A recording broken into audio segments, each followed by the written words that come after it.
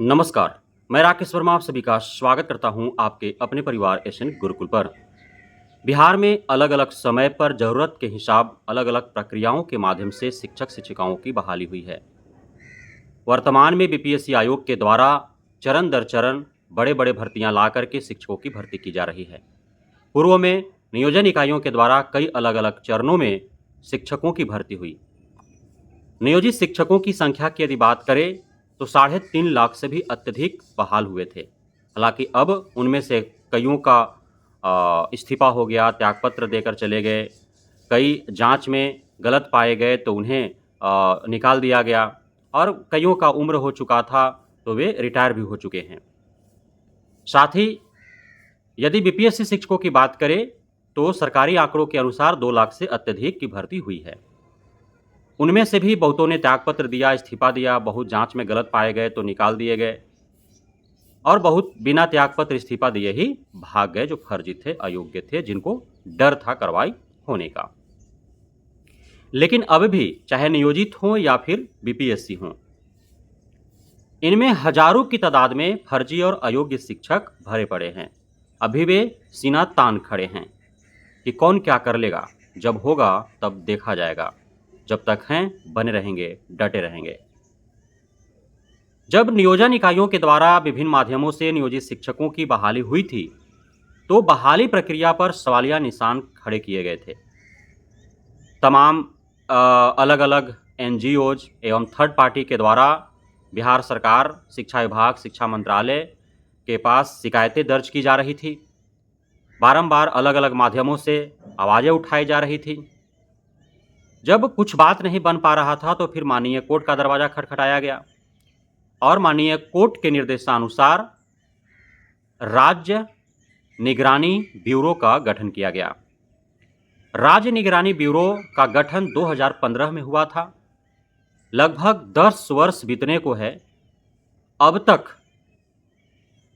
हजारों की तादाद में ऐसे शिक्षक शिक्षिकाएं नियोजन इकाइयों के माध्यम से बहाल हैं, अभी वे कार्यरत हैं, जिनका कागजात राज्य निगरानी ब्यूरो तक नहीं पहुंच पाया है। पिछले 9-10 वर्षों में निगरानी ब्यूरो के द्वारा लगभग 6 लाख दस्तावेज की जांच की गई।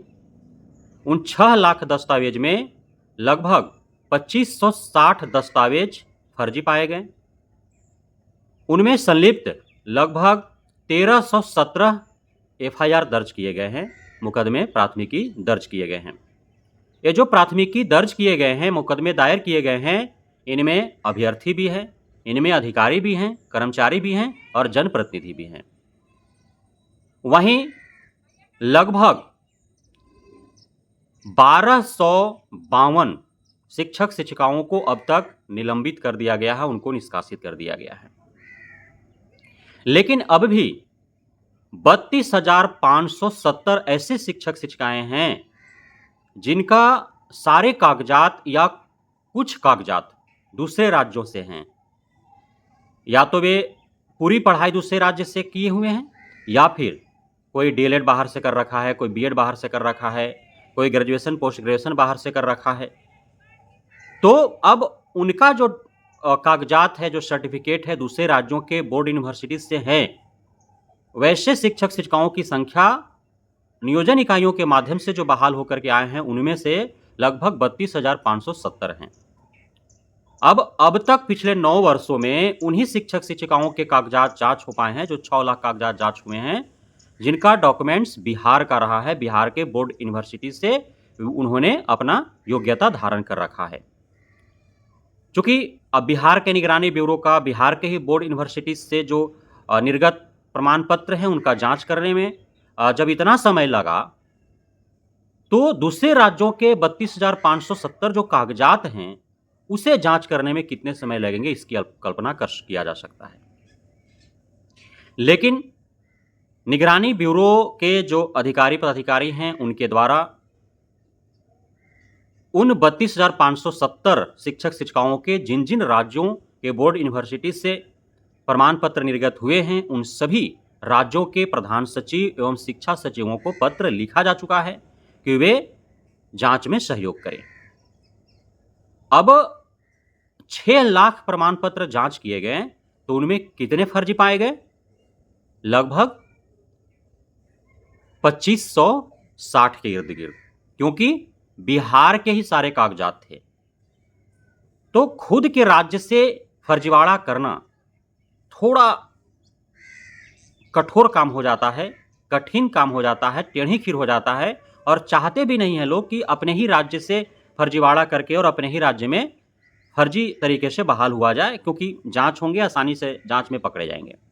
जो फर्जी करने वाले हैं या फिर जो फर्जी करवाने वाले जो दलाल या बिचौलिए होते हैं, वे अलग अलग राज्यों के, दूसरे दूसरे राज्यों के यूनिवर्सिटीज से और ऐसे ऐसे यूनिवर्सिटीज से वो कागजात आपको ला करके देंगे जिनका नाम आप कभी सुने भी नहीं होंगे, और शायद एक बार उन यूनिवर्सिटीज का नाम आपके समक्ष रखा जाए तो आप सुन तो लेंगे, लेकिन तुरंत भी आप रिपीट नहीं कर पाएंगे।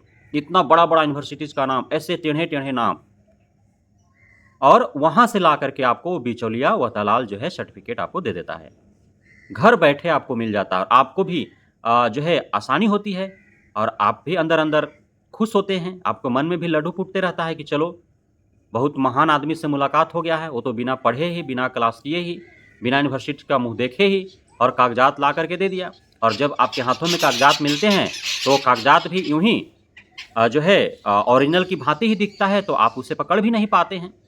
और यदि देखने मात्र से कोई कागजात पकड़ा जाता कि फर्जी है कि सही है, तो फिर इतने पापड़ क्यों बेलने पड़ते निगरानी ब्यूरो को, या जो भी जांच करने वाले जांचकर्मी हैं, काउंसलर हैं, उनको क्यों इतना पापड़ बेलना पड़ता? क्योंकि देखने मात्र से किसी डॉक्यूमेंट्स को हम फर्जी या सही नहीं करार सकते हैं। उसे कहीं ना कहीं जिस बोर्ड यूनिवर्सिटी से निर्गत किया हुआ उसमें दर्ज है, वहाँ से जांच कराने होंगे, और वहाँ पे यदि उन सर्टिफिकेट्स के बारे में डिटेल्स अंकित हैं, उस कैंडिडेट्स के बारे में डिटेल्स अंकित हैं, तो ठीक है, वरना फिर फर्जी पाए जाएंगे। तो ये जो 32,570 शिक्षक शिक्षिकाओं के दूसरे राज्य से जो कागजात निर्गत है, इनका अब जांच प्रारंभ होंगे, तो इसमें से अधिकांश जो है वो आपको फर्जी ही मिलेंगे, यह आपको देखने को मिलेगा।